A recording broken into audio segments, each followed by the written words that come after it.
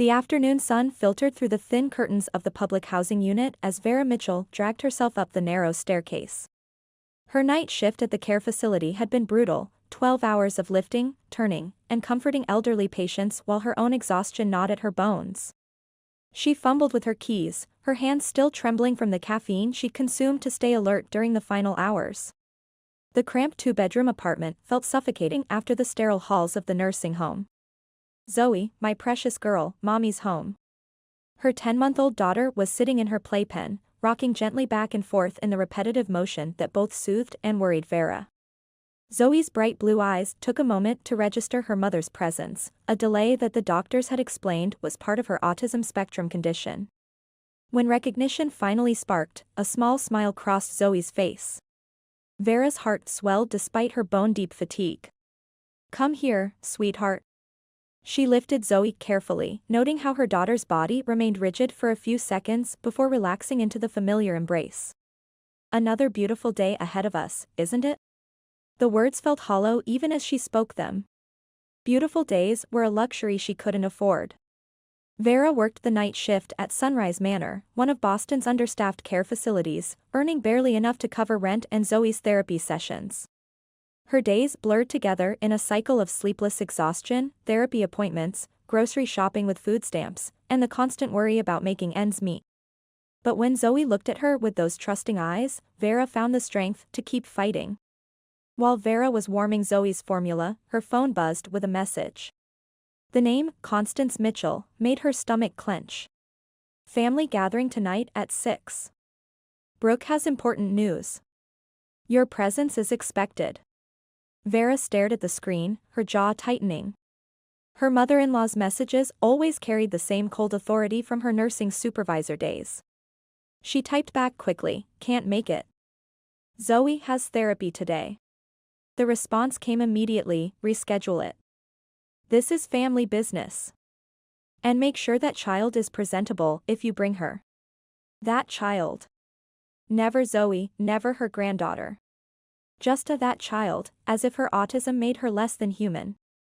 Vera's hands shook as she set the phone down. Zoe had been diagnosed with autism spectrum disorder at 8 months. The signs were subtle at first: delayed eye contact, repetitive movements, sensitivity to sound. But Constance, with her decades of nursing experience, had declared the diagnosis inevitable, given the family's inferior genetics. Nathan had grown distant after the diagnosis, throwing himself into his failing IT business. He attended therapy sessions reluctantly and spent most evenings locked in his home office. Vera felt like she was raising Zoe alone, even with a husband in the house. The weight of judgment from his family pressed down on her daily. Vera gathered Zoe and her therapy bag, glancing at the few photos on their cramped living room wall. Her wedding day with Nathan seemed like someone else's life entirely. Back then, his mother had smiled through gritted teeth, barely tolerating her son's choice of a working-class girl. Now, with Zoe's diagnosis, that barely concealed disdain had transformed into open hostility. Another message buzzed: Brooke's opening her second salon. Big celebration planned. So proud of our successful daughter-in-law. The pointed comparison stung. Brooke Mitchell had everything: a thriving business, a supportive husband, and 2 neurotypical children who could do no wrong in Constance's eyes. After dropping Zoe at the therapy center, Vera hurried to Sunrise Manor for her shift change meeting. Her supervisor handed her the night assignment roster with barely a glance. "Double shift tonight if you want the overtime," she muttered. Vera's colleague Maria offered her coffee from the break room machine. "How's little Zoe doing?" "She smiled at me yesterday during therapy," Vera said softly. "First real smile in weeks." Maria squeezed her shoulder. "She's lucky to have you." During her break, Vera checked her phone and found another message from Brooke. The photo showed Marcus and their 2 children at some upscale restaurant. "Can't wait to share our news tonight." Vera stared at their perfect family portrait. She didn't hate Brooke, but the constant reminders of what she lacked stung. Canceling Zoe's therapy session felt like betrayal, but Constance's disapproval was worse. At 5:30, Vera picked up Zoe and rushed home to change into her one decent dress. They headed to the Mitchell family home in Beacon Hill. The Victorian mansion always made Vera feel small. When she entered the dining room, everyone was already seated. Constance presided at the head of the table in her navy suit. Brooke and Marcus sat with their children, all looking polished. "You're late," Constance observed, checking her watch. "Sorry, traffic was heavy," Vera replied. She moved toward a chair, but Constance shook her head. "Keep the child on your lap. We don't need disruptions." Brooke intervened gently. "I can hold her if you'd like." Zoe went to her aunt willingly, which both pleased and hurt Vera. After everyone ordered, Constance called for attention. "Brooke has wonderful news to share." Brooke beamed as Marcus took her hand. "We're opening our second salon." The investors approved everything. Applause filled the room as Constance's face glowed with pride. "My successful daughter-in-law," she announced. "A celebration party next weekend at the country club." Brooke looked at Vera. "You and Zoe must come. Family should celebrate together." Vera forced a smile while her heart sank. Another event where she'd feel like the family failure. As conversations swirled around business success and expansion plans, Vera held Zoe close. "It's okay, baby," she whispered. "Mommy will always protect you from their judgment." The Mitchell family's country club in Newton gleamed under the afternoon sun. Vera stepped out of her used Honda, holding Zoe tightly as she took in the pristine golf course and luxury cars in the parking lot. The contrast with her 10-year-old sedan was stark. "Look, Zoe. Pretty flowers," she whispered, pointing to the manicured gardens. Inside the club's main hall, elegant decorations celebrated Brooke's business success. Gold and white balloons spelled out, "Congratulations, Brooke," while floral arrangements adorned every table. The opulence made Vera's chest tighten with anxiety. "Vera. There you are." Brooke approached in a designer cocktail dress, her smile radiant. She air-kissed Vera's cheek and briefly touched Zoe's hand. "Everyone's on the patio. Marcus's business partners are here too." Vera nodded, recognizing the names of prominent Boston entrepreneurs. Constance arrived early to oversee everything. Naturally, Brooke laughed. "We saved you a spot at the family table." Vera's simple black dress felt painfully inadequate among the designer outfits surrounding them. The patio buzzed with conversation as guests held crystal champagne flutes. Business associates, country club members, and family friends mingled effortlessly. Vera spotted Constance near the bar, commanding attention in her silver silk suit. When their eyes met, Constance's smile flickered before returning to full social brightness. "Vera, you made it," she said coolly, not acknowledging Zoe. "Margaret, this is Nathan's wife," she told a woman beside her. Margaret's gaze shifted to Zoe with practiced sympathy. "Oh yes, Brooke mentioned your special situation. Such a beautiful girl." The pity in her voice was unmistakable. Vera forced a smile. "Thank you. Zoe is wonderful." Constance steered the conversation away.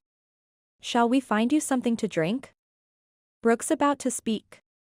Vera retreated to the patio's edge, where Zoe could watch the fountain without being overwhelmed by the crowd's noise. Brooke stood before the gathering, Marcus beaming beside her. "Thank you all for celebrating with us. Opening our second location feels like a dream come true." Applause filled the air as Constance glowed with maternal pride. "Such an accomplished daughter-in-law," she announced to nearby guests. Vera hadn't brought a gift, her latest paycheck had gone entirely to Zoe's therapy sessions. As the celebration continued, she noticed the polite but brief conversations people had with her. No one asked about Zoe's progress or her work at the care facility. "She's always struggled," Vera overheard Constance telling someone. "Married beneath the family, and now, with that child's condition, it's quite challenging." The words cut deep. Zoe wasn't that child's condition. She was perfect, complicated, and absolutely everything to Vera. During dinner, Zoe began to rock anxiously in her high chair. The noise and unfamiliar environment were becoming overwhelming. "Shh, baby girl," Vera soothed quietly. But Zoe's distress escalated into soft whimpering. "Vera," Constance's voice carried across the table.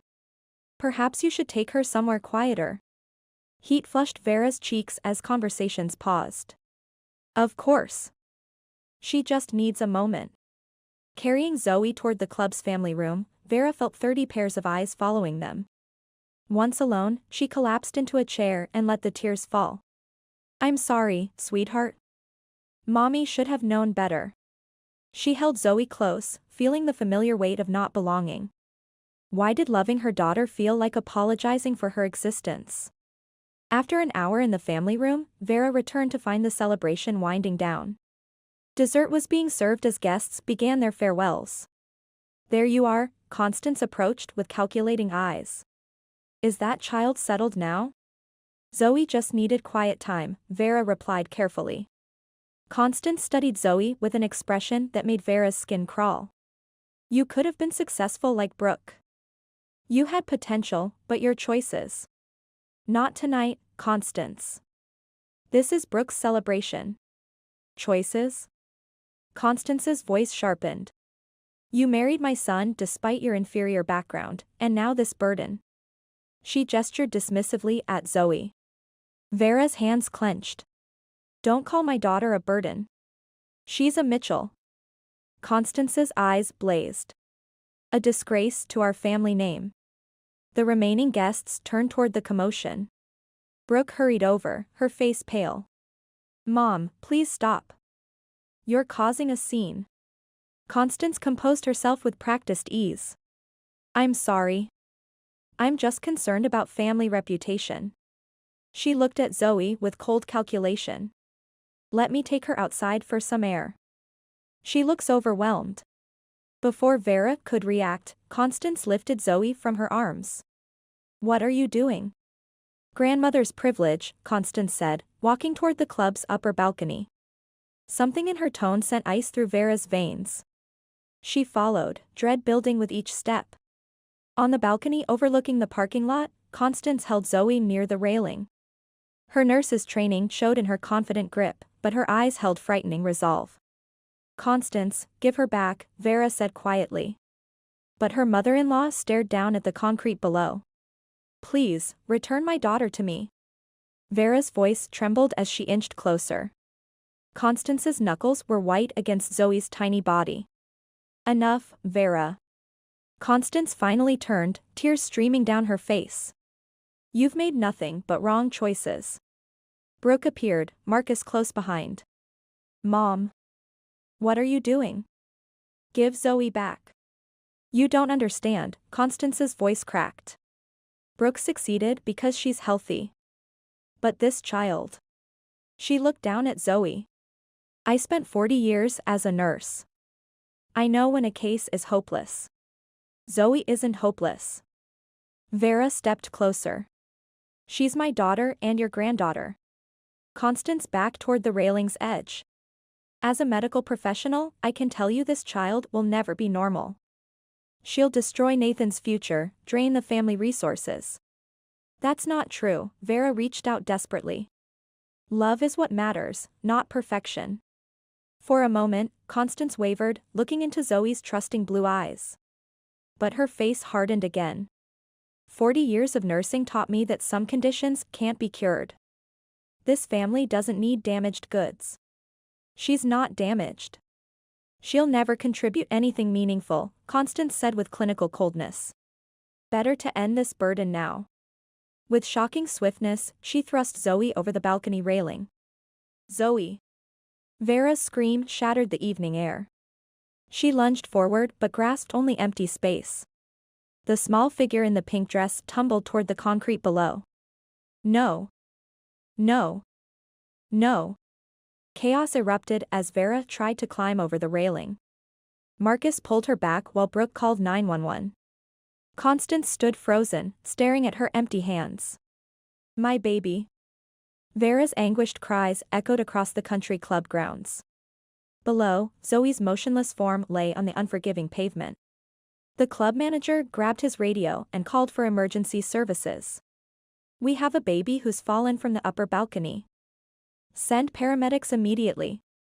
Marcus was frantically explaining the situation to 911 while Brooke knelt beside the catatonic Constance. Mom, what have you done? She whispered, tears streaming.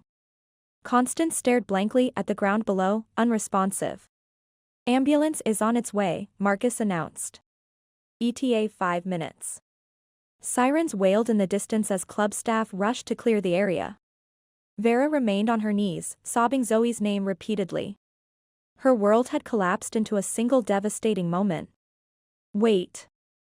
I see movement down there. A groundskeeper pointed toward the parking lot. Everyone peered over the balcony to see a figure kneeling beside something small and pink. Someone's with her. Marcus shouted. Vera struggled to her feet, squinting through her tears. A man in a maintenance uniform was carefully lifting Zoe. She's moving. Brooke cried. I can see her moving. The rescue team arrived and immediately descended to assess the situation. Police officers approached Constance, but she remained in shock. The child is responsive, came the radio report. Victim appears to have landed in the landscaping. We're seeing signs of consciousness. Vera's legs buckled as relief flooded through her. Marcus caught her arm as paramedics rushed past. The bushes broke her fall, he said quietly. Felix down there is a retired firefighter. He knows what he's doing. Minutes felt like hours until the paramedics emerged carrying Zoe on a small stretcher. She was crying, the most beautiful sound Vera had ever heard. Police handcuffed Constance, who offered no resistance.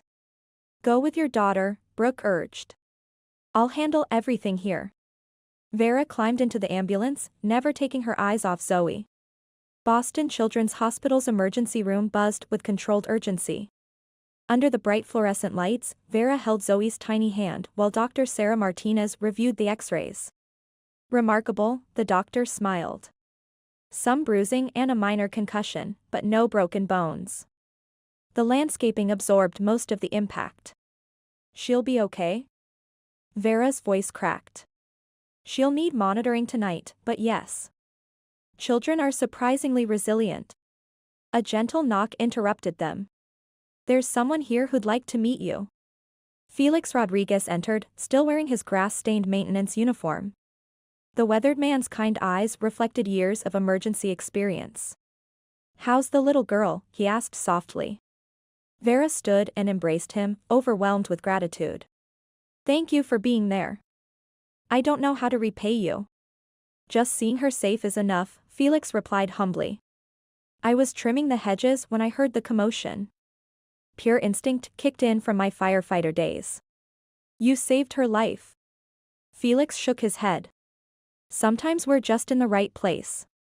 Your daughter's a fighter. After he left, Vera returned to Zoe's bedside. Through the window, Boston's skyline twinkled under the night sky. Tomorrow would bring new challenges, but tonight, her daughter was alive. The next morning, Zoe was cleared for discharge. As Dr. Martinez finished the paperwork, Vera's phone buzzed with an unknown number. Hello? Vera, it's Constance. Her mother-in-law's voice was barely a whisper. I'm calling from the police station. I need to see you. Where's Nathan? Vera asked coldly. He doesn't know yet. Please come.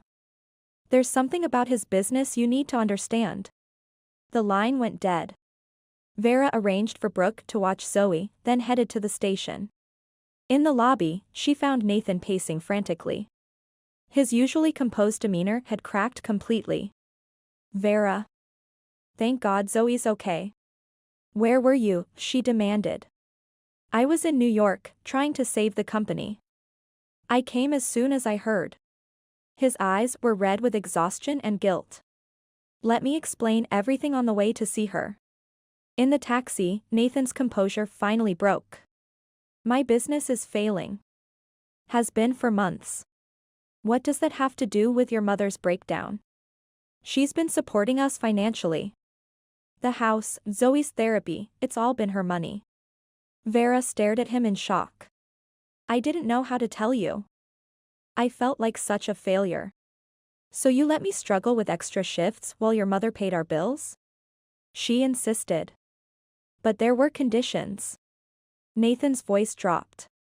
She wanted Zoe institutionalized. said the family couldn't afford to support a defective child indefinitely. The words hit Vera like physical blows. When I refused, she threatened to cut off all support.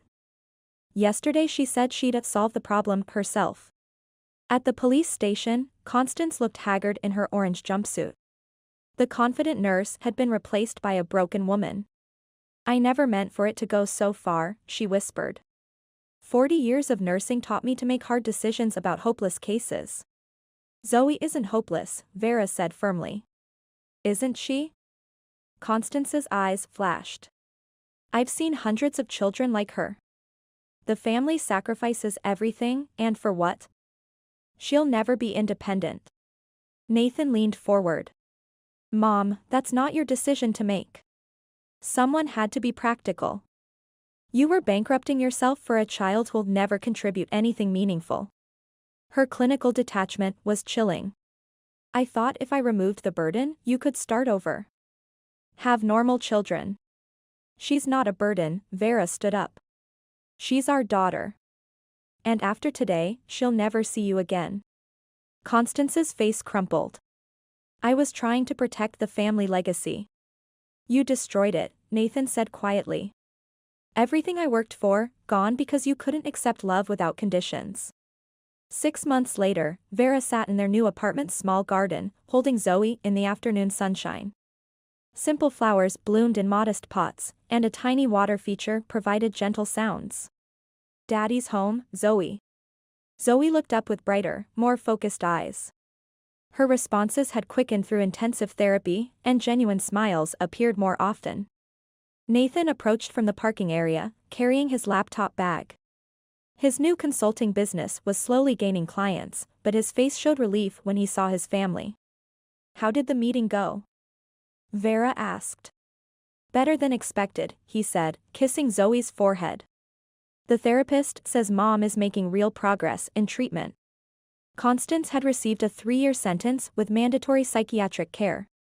The former nurse was learning to understand how her medical training had twisted into harmful prejudice.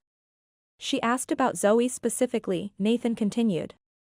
Wanted to know about her development milestones. Vera felt cautious hope. And Brooke? She's been visiting regularly. Says Mom is different now, more humble, asking questions instead of making pronouncements. The following month, Vera sat across from Constance in the prison visiting room. Her mother-in-law looked smaller, wearing simple clothes instead of authority. How is Zoe progressing? Constance asked quietly. She's learned to stack blocks and responds to her name consistently, Vera replied. Tears gathered in Constance's eyes. I was wrong about everything. My nursing experience made me see disability as failure instead of difference. What matters now is moving forward, Vera said carefully. I may never fully forgive, but if you're truly changing, maybe we can rebuild something. Constance nodded. I want to be a grandmother who supports rather than judges. When I'm released, I'd like to help with her therapy if you'll let me. Later that evening, in their apartment's living room, Nathan and Vera watched Zoe play with her building blocks. She concentrated intensely, occasionally looking up to share her accomplishment with proud smiles. She's perfect exactly as she is, Nathan said softly. I should have stood up to my mom from the beginning. We're here now, Vera replied. That's what matters. Outside their window, Boston's lights twinkled in the growing dusk. They had learned that family isn't defined by perfection or expectations, but by unconditional love and acceptance. Zoe clapped her hands at her block tower, and both parents applauded. Her joyful giggle filled the room, not tears of suffering, but sounds of hope and new beginnings.